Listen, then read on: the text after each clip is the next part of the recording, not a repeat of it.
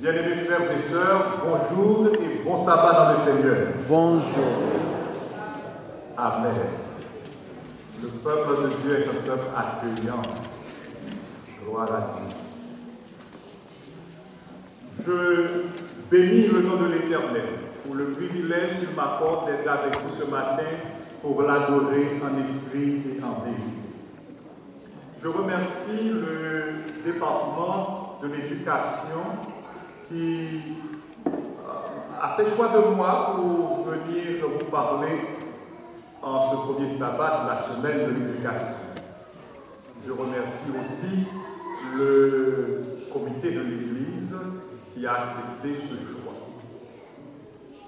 Nous allons parler éducation ce matin. Ce que nous souhaitons, c'est qu'à votre sortie d'ici, vous compreniez mieux le système éducatif dans lequel nous sommes en train d'évoluer ici au Canada et particulièrement au Québec. Et surtout, en tant que chrétiens, nous arrivions à faire un choix. Le choix conscient d'une éducation familiale chrétienne. Disons un mot de prière avant de commencer. Notre bon et tendre Père des cieux, ta parole va être proclamée. Elle est aussi sainte que toi. Et nous ne sommes que des pécheurs. Veuille nous purifier, notre Père des cieux, par le sang de Jésus. Et que ton Esprit Saint anime et nous qui allons parler et tes enfants qui vont écouter. Et que tous nous puissions être édifiés à salut pour ta gloire, pour ton honneur, au nom de Jésus notre Sauveur.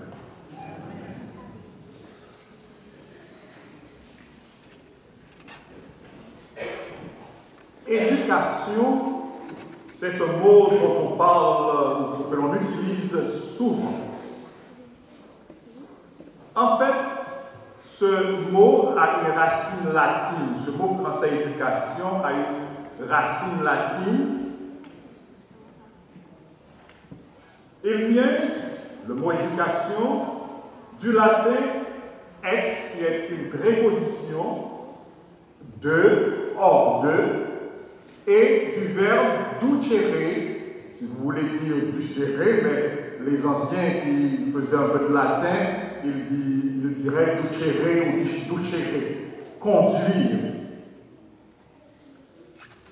Donc, si nous voulons définir le terme, le vocable éducation à partir de sa racine ou de son étymologie latine, nous dirons que l'éducation, c'est la mise en œuvre de moyens propres à faire passer l'homme d'un état à un autre état, d'un niveau à un autre niveau. Remarquez bien, nous n'avons pas dit d'un état inférieur à un état supérieur. Pourquoi? Vous allez voir. Ex, hors de, ducere, conduire. On peut conduire quelqu'un du bas vers le haut, ou aussi du haut vers le bas. On peut conduire quelqu'un de la gauche vers la droite, ou de la droite vers la gauche. Dans la Bible, nous trouvons deux modèles d'éducation. Alors, la Bible nous parle de deux modèles d'éducation. Je vous invite à ouvrir votre Bible avec moi dans Genèse chapitre 2. Nous allons lire Genèse 2, verset 25, et Genèse 3, versets 9 et 10. Genèse 2, verset 25, et Genèse 3, versets 9 et 10. Qu'est-ce que nous lisons dans Genèse 2, verset 25? Lisons ensemble, bien-aimés, s'il vous plaît. L'homme et sa femme étaient tous deux nus. Et il n'en avait point honte.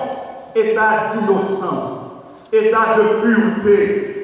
Et vous allez voir dans le Nouveau Testament avec Paul pourquoi ils ne savaient même pas s'ils étaient nus. Parce qu'ils étaient recouverts de la gloire de Dieu. Et voyons au verset 9 et 10 du chapitre 3. Mais l'Éternel Dieu appela l'homme et lui dit, où es-tu? Il répondit, j'ai entendu ta voix dans le jardin et j'ai eu peur parce que je suis nu et je me suis caché. Maintenant, qu'est-ce qui est arrivé là? C'est la honte. La honte. Mais pourquoi? Remarquez bien, l'homme est passé d'un état à un autre état, d'une situation à une autre situation. Ici, cet état, l'état où il se trouvait en premier, c'était un état inférieur ou supérieur? Supérieur. Il était recouvert de la gloire de Dieu. Il était nu et il ne se rendait même pas compte. C'était un état de parfaite innocence, de parfaite pureté, de parfaite candeur. Et maintenant, il se trouve dans un état de honte. Qu'est-ce qui s'est passé entre-temps? Qu'est-ce qui s'est passé entre-temps? Vous connaissez bien l'histoire? Ah, il a mangé du fruit défendu par l'Éternel. Il a désobéi. Et qui est-ce qui lui a donné ce fâcheux conseil? L'adversaire, Satan, le diable. Donc, remarquez bien, il y a un modèle initié par l'adversaire, le diable. Et ce modèle-là, il tend à faire passer l'homme d'un état supérieur à un état inférieur. Et cet état inférieur conduira jusqu'à la mort éternelle. La Bible nous dit dans Romains 3, verset 23, tous ont péché et sont privés de la gloire de Dieu. Et dans Romains 6, verset 23, le salaire du péché, c'est la mort. Donc, quand on parle d'éducation, il ne faut pas voir automatiquement passage d'un état inférieur à un état supérieur. Il peut s'agir aussi d'un état supérieur à un état inférieur. Donc il y a la bonne et il y a aussi la mauvaise éducation. La mauvaise éducation abaisse au lieu d'élever. Et nous allons voir l'éducation initiée par Dieu, le Créateur, le Rédempteur. Dans Romains chapitre 8, verset 29, Romains chapitre 8, verset 29, je vous invite à lire avec moi.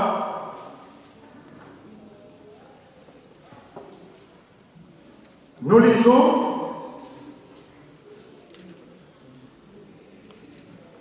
ceux qu'il a connus, il remplace Dieu. Ceux qu'il a connus d'avance, ici, quand l'apôtre Paul nous parle de connaissance, ici, de Dieu, remarquez bien, il dit ceux que Dieu a connus d'avance. Il est en train de souligner pour nous ici l'omniscience de Dieu, la préscience de Dieu. Ceux que Dieu a connus d'avance, il les a aussi prédestinés à être, je ne vous sens pas, à être semblables à qui? À être semblable à l'image de son Fils, afin que son Fils fût le premier-né entre plusieurs frères. Donc, ici, nous voyons Dieu qui a lui-même aussi son système éducatif. Et à quoi vise le système éducatif de Dieu? C'est c'est nous élever à un point tel que nous arrivions à ressembler à son Fils Jésus. L'adversaire nous a conduits à la désobéissance et il nous a fait passer d'un état supérieur à un état inférieur. De l'innocence à la culpabilité, de la pudeur à l'impudicité.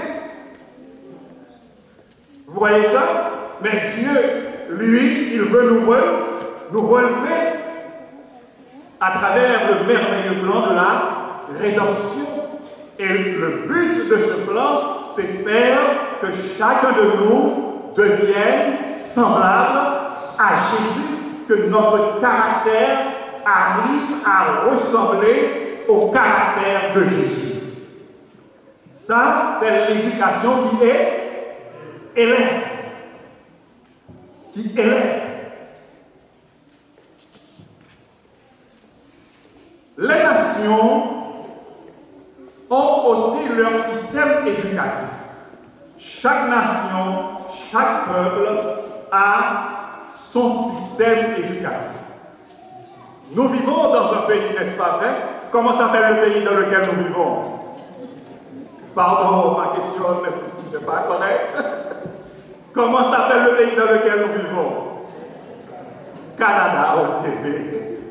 Le Canada a aussi son système éducatif. Son système éducatif. Bien-aimés, j'aimerais souligner pour vous ce matin, tout système éducatif est comme une usine de transformation. On est là? Je reprends. Tout système éducatif est comme une usine de transformation. Dans une usine, on reçoit des produits bruts et on va les transformer pour avoir des produits finis. D'accord? Bien. Le produit brut en éducation, c'est qui? C'est quoi? C'est qui? C'est l'enfant. C'est l'enfant. Et le produit fini, c'est le citoyen. Écoutez bien. Tout pays, toute nation, tout peuple normal vise à former un type de citoyen. Remarquez bien, on n'a pas les écoles rien que pour les avoir. On n'a pas les cégeps rien que pour les avoir. On n'a pas les universités rien que pour les avoir. Non. Ce sont des usines de transformation. Ce sont des usines de transformation. Quand j'y place mon enfant, je sais que mon enfant va subir des transformations. Et bien aimés frères et sœurs, nous devons en être conscients. Et au niveau du système, ceux qui pensent pour le système, ils savent aussi où ils veulent conduire nos enfants, ils savent quel type de citoyen ils veulent former. Si, par exemple, dans ce pays où nous vivons, vous voyez que les gens sont, je dirais, très pragmatiques. Ils ont une façon de voir les choses, une façon de vivre. Ce n'est pas par hasard. C'est quoi? C'est le produit de l'éducation. C'est le produit du système éducatif que l'on a établi dans le pays. Que personne ne s'illusionne. Il faut bien comprendre cela. Je le répète, tout système éducatif est une usine de transformation. système éducatif est orienté par une philosophie. Tout système éducatif est assis sur une philosophie, à une base philosophique. De manière très simple, c'est quoi la philosophie? Nous n'allons pas vous faire un exposé de philosophie ce matin, mais nous allons considérer les trois grandes questions que se pose la philosophie. En fait, en philosophie, on se pose ces trois grandes questions. La philosophie, généralement, quand on parle de philosophie, il y a la métaphysique, l'épistémologie, l'axiologie qui comprend l'éthique et l'esthétique. En métaphysique, on se pose la question qu'est-ce qui est réel? Qu'est-ce qui est réel? Et en épistémologie, on se pose cette question qu'est-ce qui est vrai? Et en axiologie, on se pose la question qu'est-ce qui est bien, qu'est-ce qui est mal, qu'est-ce qui est beau, qu'est-ce qui est laid. Je viens de dire que tout système éducatif a sa propre philosophie. Tout système éducatif a ses propres réponses à ces trois questions.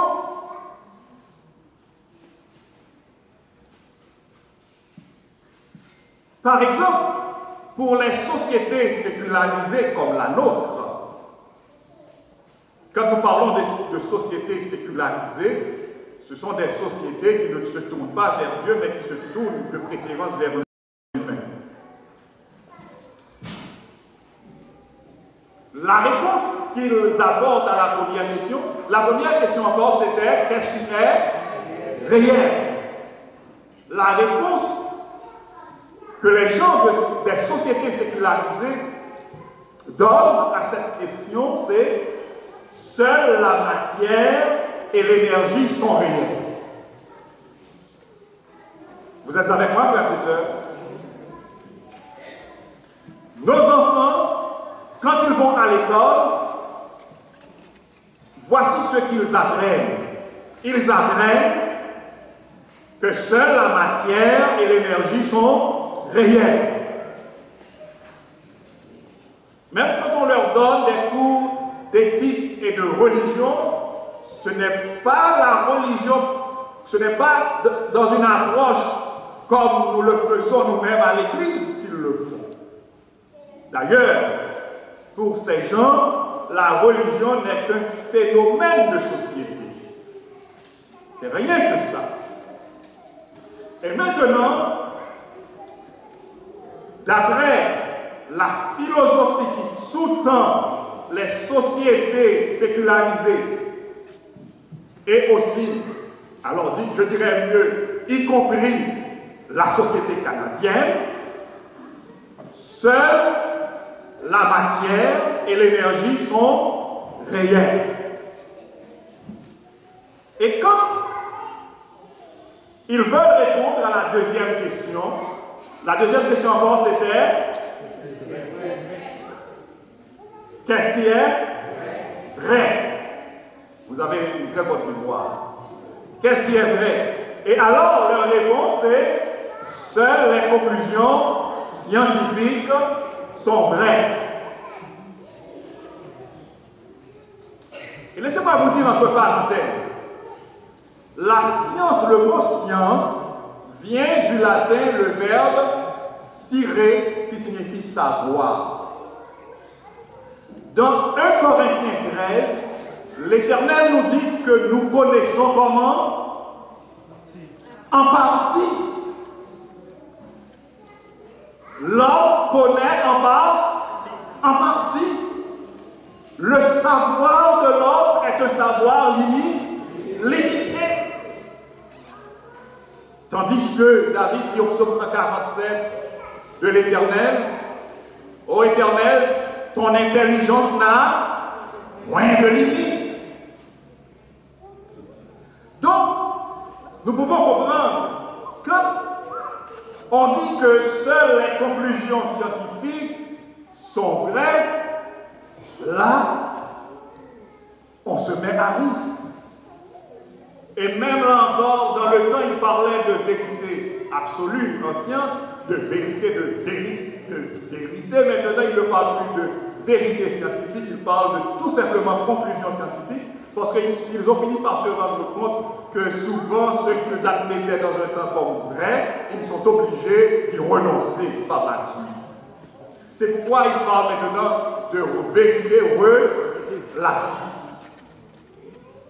Et quand on leur pose la question « qu'est-ce qui est bien ?», ils disent que le bien ou le mal, le bien versus le mal, le beau versus le laid, eh bien tout est relatif. Ça, c'est la philosophie sur laquelle se base le système éducatif de notre société. Est-ce que vous êtes avec moi, bien-aimés? C'est la philosophie sur laquelle se base le système éducatif de notre société. Et c'est pourquoi, bien-aimés, quand nous entendons nos enfants à la maison produire des réflexions que nous n'allions jamais nous-mêmes imaginer, comprenez bien qu'ils n'ont pas tort. Ils ont reçu ces réflexions quelque part. Et où ça? À l'école, à l'usine. À l'école. Et quand à l'église aussi, je me rappelle un jour, une église organisait une journée spéciale, c'était un sabbat spécial, c'était patronné par l'école du sabbat. Et la directrice de l'école du sabbat, on m'a invité, et après ma prédication, la directrice de l'école du sabbat m'a approché pour me dire, pasteur, il y a cette classe, alors il y avait une tribune là, il y a cette classe, nous savons vraiment ce que nous devons en faire. Est-ce que vous pouvez imaginer de quelle classe il s'agissait? La classe des jeunes. La classe des jeunes. Pasteur, ils viennent à l'heure qu'ils veulent. Et ils posent des questions. On peut déterminer leur tête, on peut déterminer leurs pieds. Des questions, je dirais, hérétiques. Mais comprenons bien. Est-ce que ces jeunes ont tort? Pardon, ils ont tort? Ils ont reçu ces questions quelque part. Et ils sont heureux. Ils sont heureux parce qu'ils ont aussi quelque part où venir déposer ces questions. Ils viennent les jeter aux pieds des anciens, aux pieds des conducteurs, aux pieds des leaders. Et alors, bien aimés, souvent, qu'est-ce qui arrive? Nous les chassons avec ces questions-là. Nous leur disons, mais il semble que vous voulez, il semble que vous êtes en train de perdre la foi. C'est vrai, ils peuvent être en train de perdre la foi parce qu'ils reçoivent, ils sont en train de recevoir une formation contraire à celle que nous leur donnons à l'église et à la maison et à l'église. Et c'est pourquoi vous et moi, en tant que parents, en tant que dirigeants d'église, nous devons être vigilants pour les encadrer, vigilants pour les soutenir, vigilants pour ouvrir nos oreilles à leurs questions et pour demander à Dieu la sagesse nécessaire pour répondre à ces questions. Amen.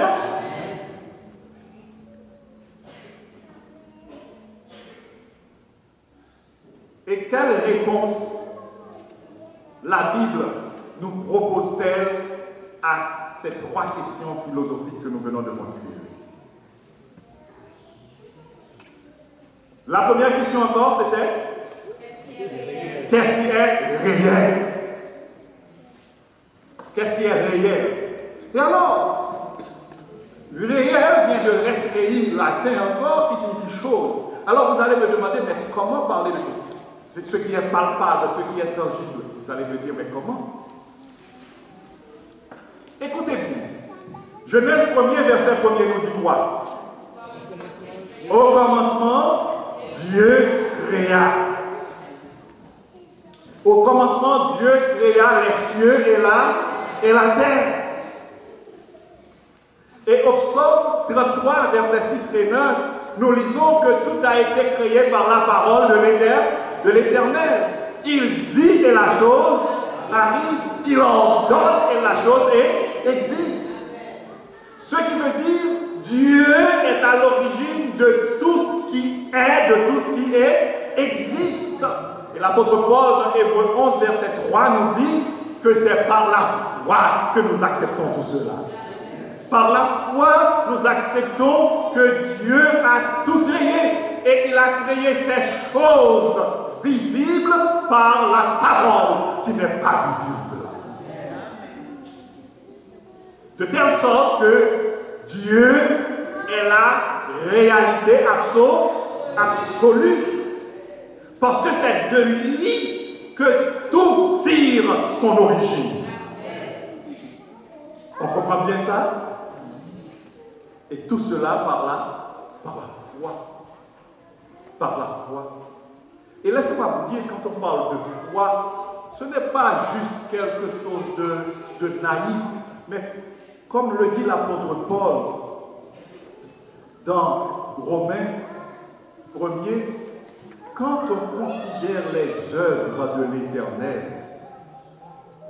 il faut être assez, entre guillemets, dépourvu de bon sens pour ne pas reconnaître qu'il existe vraiment. David dit, l'insensé dit en son cœur qu'il n'y a point de Dieu. Il faut être vraiment dépourvu de bon sens pour dire qu'il n'y a point de Dieu. Dieu est la réalité absolue. Et quand nous posons la deuxième question qui est, qu'est-ce qui est vrai? Oh, Jésus dans Jean 17, verset 17, c'est un verset que tous vous connaissez, récitons-le ensemble. Sanctifie-les par... Ah non, disons bien le verset, sanctifie-les par ta vérité. Sanctifie-les par ta vérité, car ta parole est la vérité. Remarquez bien, sanctifie-les par ta vérité, car ta parole est la vérité. La Bible ne nous dit pas que la parole de Dieu est une vérité, mais la parole de Dieu est la vérité. C'est la vérité absolue. Et dans le livre des Proverbes, dans Proverbes chapitre 30, versets 5 et 6, je vous invite à lire ces versets bien-aimés. Proverbes chapitre 30, versets 5 et 6.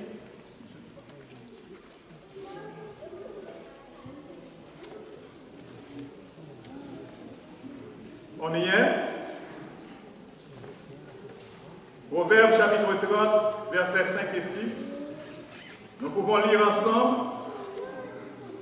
Toute parole de Dieu est éprouvée. Il est un bouclier. Dieu est un bouclier pour ceux qui cherchent en lui un refuge.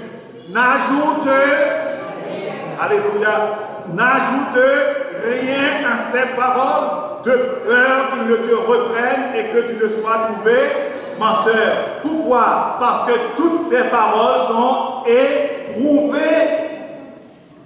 Il n'y a aucun laboratoire sur cette terre qui puisse remettre en question l'authenticité de la parole de Dieu. L'authenticité de la parole de Dieu est vérifiée dans des laboratoires célestes. Dans les laboratoires célestes. Et la Bible nous dit que toute parole de Dieu est comment? Est éprouvée. Est éprouvée. Éprouvée. La parole de Dieu est là. La vérité. Je voudrais dire particulièrement à nos chers jeunes, ce n'est pas la science humaine que nous devons prendre pour juge de la parole de Dieu. Nous ne devons pas mesurer la parole de Dieu à l'aune de la science humaine. Au contraire, c'est la science humaine que nous devons mesurer à l'aune de la parole de Dieu. La parole de Dieu doit être notre guide parfait. Nous devons utiliser la parole de Dieu pour savoir si ce que nous dit le savoir humain est correct ou s'il ne l'est pas, s'il n'est pas correct. Parce que le savoir humain est limité. Pourquoi est-ce que le savoir humain est limité? Parce que tout naturellement, l'homme est limité. L'homme est limité. Puisque l'homme est limité, son savoir aussi est limité. Tandis que Dieu, le Dieu créateur, son intelligence n'a point de limite. Par conséquent, son savoir n'a point de limite. Amen. Et le bien, le mal, que nous dit la Bible à ce sujet? Dans Michée, chapitre 6, verset 8, nous lisons: Or, Michée, chapitre 6, verset 8, Oh, on t'a fait connaître, ô homme, ce qui est bien. Et ce que l'Éternel demande de toi, c'est que tu pratiques la justice, que tu aimes la miséricorde et que tu marches humblement avec ton Dieu. Bien-aimé, le bien, c'est la volonté de Dieu. Dans 1 Samuel 15, versets 22 et 23, nous rappelons l'histoire de Saül. Nous pouvons lire rapidement ces versets aussi. Nous rappelons l'histoire de Saül. L'Éternel avait dit à Saül de livrer par interdit toute une contrée. Et Saül, lui, il a choisi de faire à sa guise. Et dans 1 Samuel, chapitre 15, versets 22 et 23, je vous invite à lire avec moi. 1 Samuel, chapitre 15, versets 22 à 23. L'Éternel dira à Saül, nous lisons, Samuel dit: L'Éternel trouve-t-il du plaisir dans les holocaustes et les sacrifices comme dans l'obéissance à la voix de l'Éternel?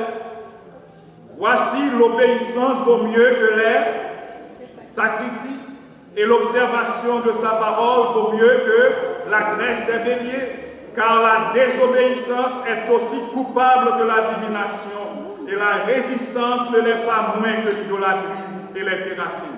Puisque tu as rejeté la parole de l'Éternel, il te rejette aussi comme moi.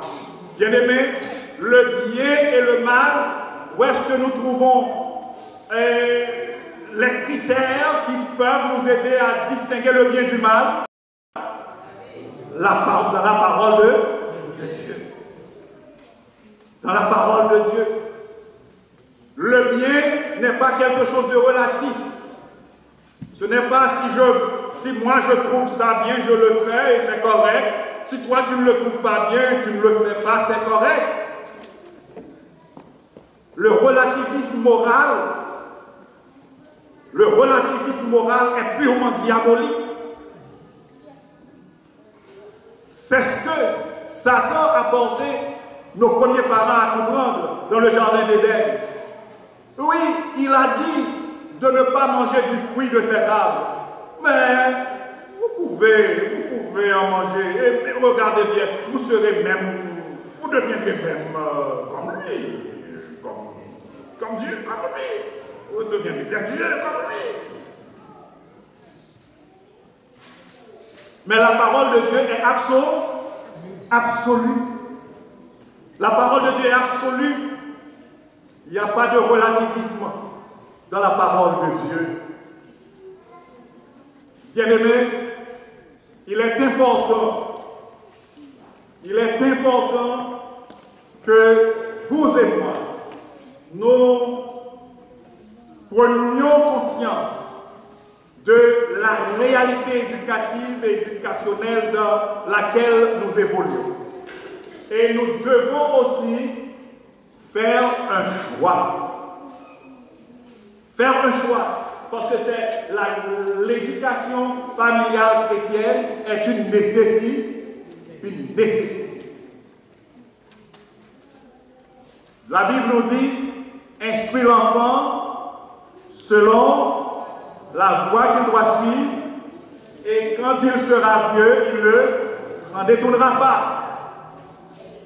Le système éducatif a son objectif, son but. Il a un type de citoyen qu'il veut former. Le système éducatif de la société, là où nous envoyons nos enfants, à la garderie, à l'école primaire, secondaire, au cégep, à l'université. Ce système a son but. Le but de ce système est tout à fait opposé à notre but. Parce que la philosophie de leur système éducatif, la philosophie de leur éducation est tout à fait contraire à la philosophie de notre éducation, de notre système éducatif. Est-ce que vous êtes là avec moi, bien-aimés? Vous allez me dire, mais pasteur, s'il en est ainsi, nous devrions avoir nos propres écoles. Oui, c'est vrai, nous devrions avoir nos propres écoles. Mais en attendant que nous ayons nos propres écoles, que chaque famille devienne une école. Que chaque famille devienne un centre de formation pour les enfants et pour les jeunes. Même si vous n'avez pas d'enfants, même si vous n'avez plus de petits-enfants, d'enfants en bas âge, mais considérez-vous comme parents. Tous ici, nous sommes parents et nous devons nous mettre ensemble pour former nos enfants et nos jeunes. On est là, bien-aimés? Sinon, nous allons malheureusement les voir partir vers le monde, parce que ceux qu'ils reçoivent dans le système éducatif de cette société sécularisée leur dit des choses qui leur font tourner la tête.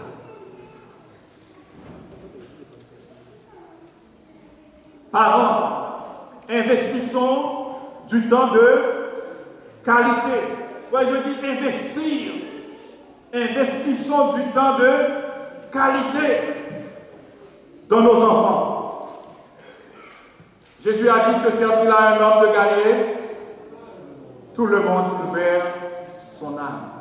Vous travaillez dur. Vous travaillez dur. Pour qui est-ce que vous travaillez?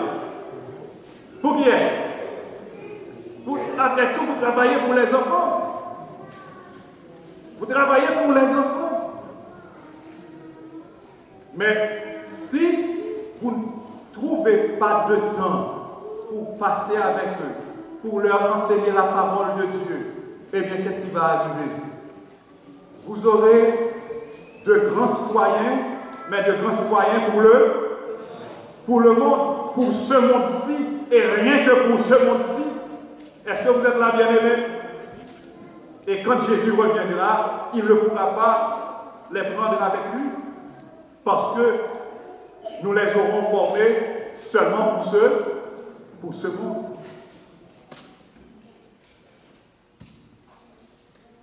il y a un fléau maintenant. Les familles n'ont pas de temps. Même le culte de famille est négligé. Même le culte de famille est négligé.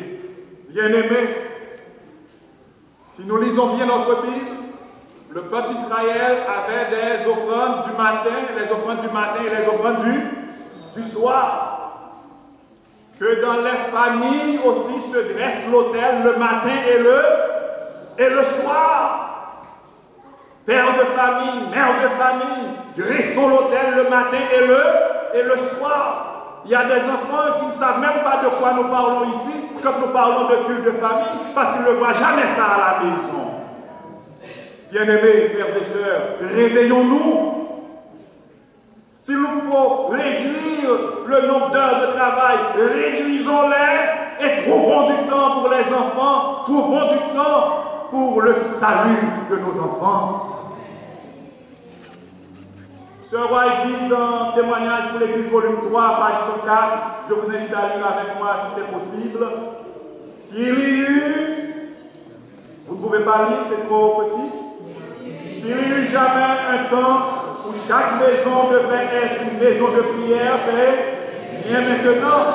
Autant de Sœur White est morte depuis 1915 et aujourd'hui nous sommes en 1919, 104 ans de cela. 2019, j'ai dit combien? Oh, excusez-moi, 2019, pardonnez-moi. Ça fait combien d'années?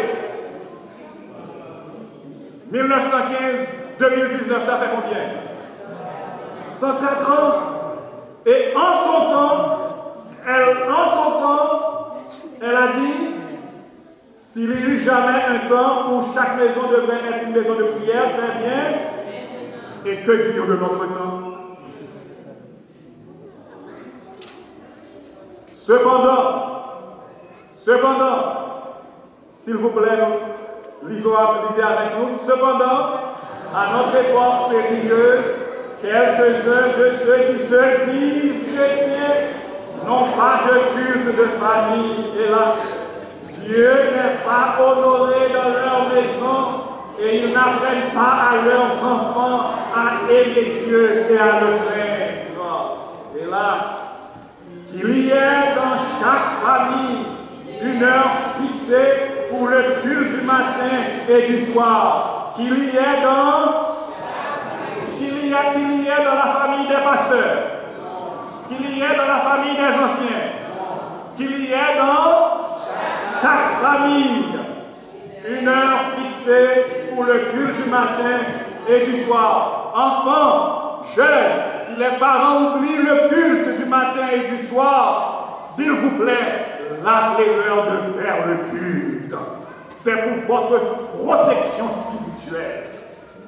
Parents, faites que l'heure du culte soit des plus intéressantes. Amen, amen, amen, amen. Parents, faites que l'heure du culte soit des plus intéressantes. Il n'y a aucune raison pour que ce moment ne soit pas le plus plaisant et le plus agréable de la journée. Bien-aimés frères et sœurs,